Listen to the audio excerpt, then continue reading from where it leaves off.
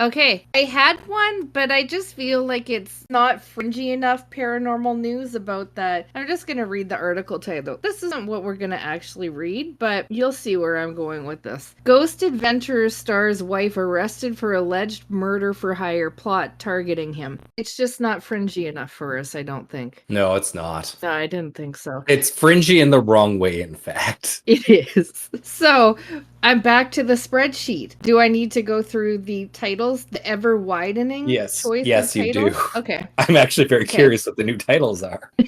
I've got Dealer's Choice, and it's not that one, because Dealer's Choice, I only had one, and it was just not fringy enough. And the fact that you read the ones that you want to most weeks precludes this one for the most part. It's true. We got Feel Good, Feel Bad, now with even more bad news. And you know what? It's the same amount of bad news, I feel like, because I haven't been adding to this spreadsheet, unfortunately. So whatever we do is going to be old news. We got Pretty Sure This Is Bad, Feeling Disappointed. That one's empty, so we can't do it. Well, it's not empty. I'm kind of disappointed there was one it's in empty. it. We read it.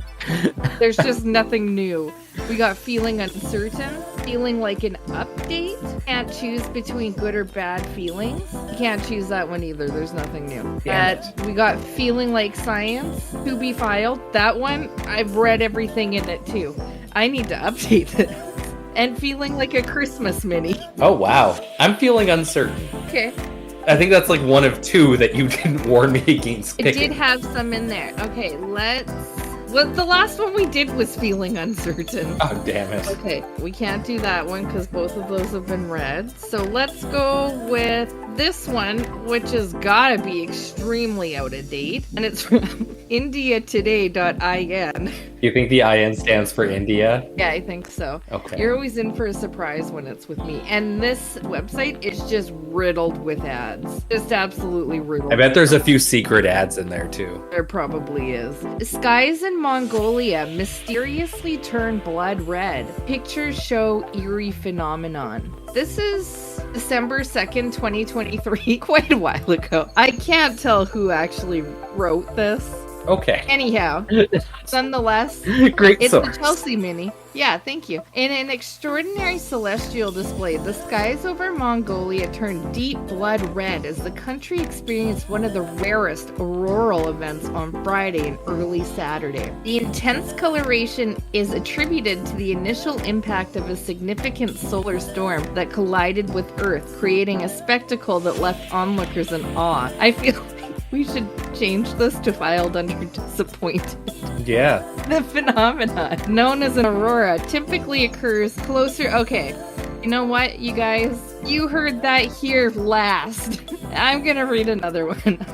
Skies were just kind of rarely red in Mongolia. One time in 2023. Yeah, due to the northern lights.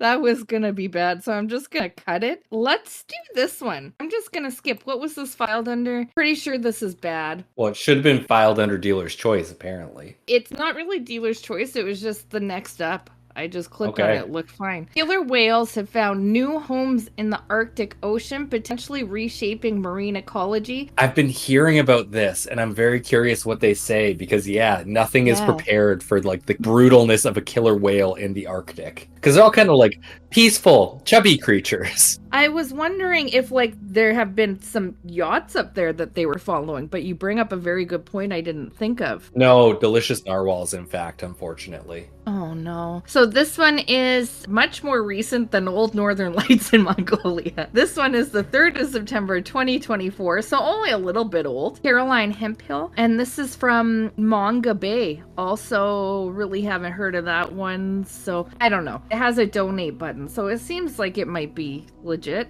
Or at least bribable.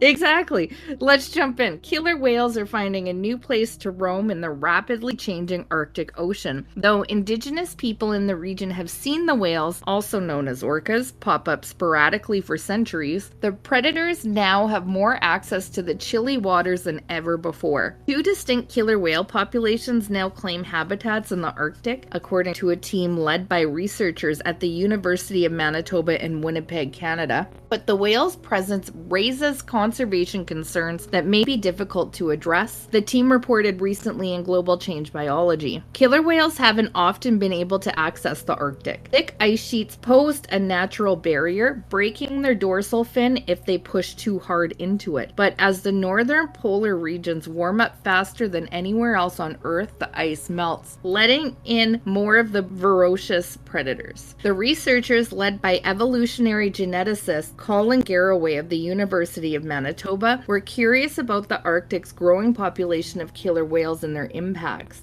Do you find it odd that this person's an expert on this area and they're in Manitoba, like landlocked Manitoba? What is at the top? Yeah, no, there isn't. What's at the top? Are you sure it's completely landlocked? There's a bit of it, I think, that touches Hudson Bay. Hudson Bay, that's what it is. For the most part, I'm pretty sure it's landlocked. Hudson Bay wouldn't be Arctic, though. Hudson Bay, at the top it is. But there's no... hold on, let me look I gotta pull up a map. Yeah, let me look at a map real quick. No, never mind. They have a pretty prominent connection to Hudson Bay. Okay, they do. Okay, I thought they might, but then I was...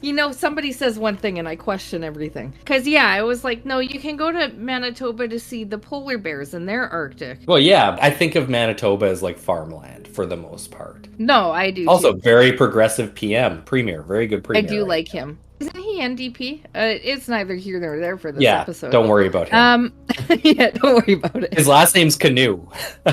Really? Oh yeah, he's Okay. indigenous. The researchers, led by evolutionary geneticist Colin Garraway of the University of Manitoba, were curious about the Arctic's growing population of killer whales and their impacts. They decided to peek into the genomes of a few of the animals to find out where they came from. Initially, they used samples of blubber and skin collected over time by field biologists. Quote, "We did an analysis that's something like 23andMe, said Garraway. The results, 2 distinct populations of killer whales were sharing the Arctic Ocean. We were surprised," Garraway said. The results prompted the researchers to extend the study. They traveled to the eastern Canadian Arctic Ocean once again, watching the waves for telltale fins and black and white patches. Even when orcas have satellite trackers, they can be hard to pin down. They travel quickly and are often shy around boats, unless they're yachts.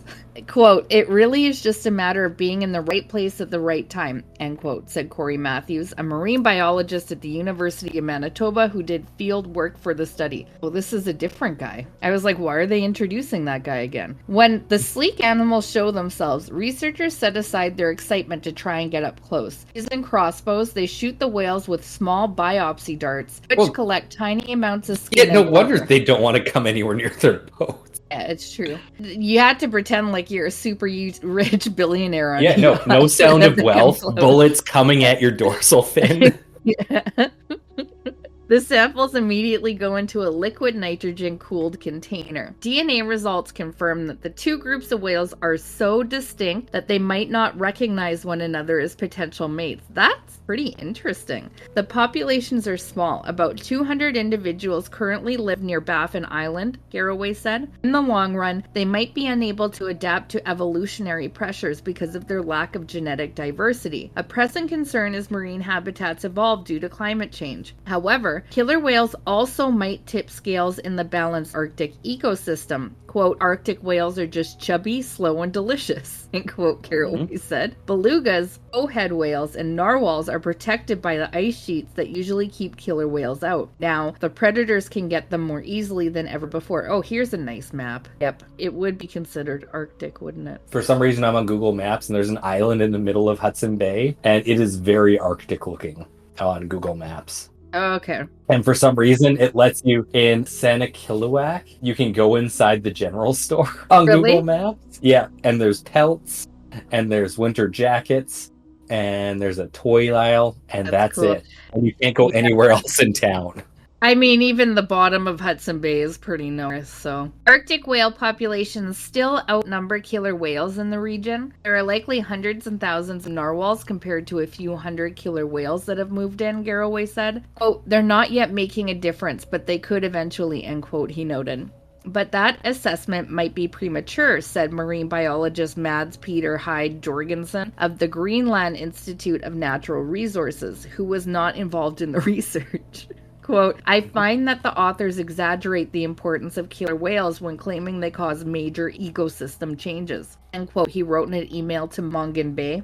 Man, those fiery Greenlanders just having to get in everybody's face with their opinions. That's what they're known for. Local indigenous groups will watch closely as the story unfolds. Arctic whales are an important food, cultural, and economic resource and are harvested sustainably. Killer whales could threaten those hunting traditions if their populations grow, the research team noted. For now, these new Arctic residents serve as a case study for the profound shifts in population dynamics that ecologists are monitoring worldwide. Quote, it's a massive global experiment in climate change, end quote, Garraway said. Quote, and we get to watch a short part of it, end quote.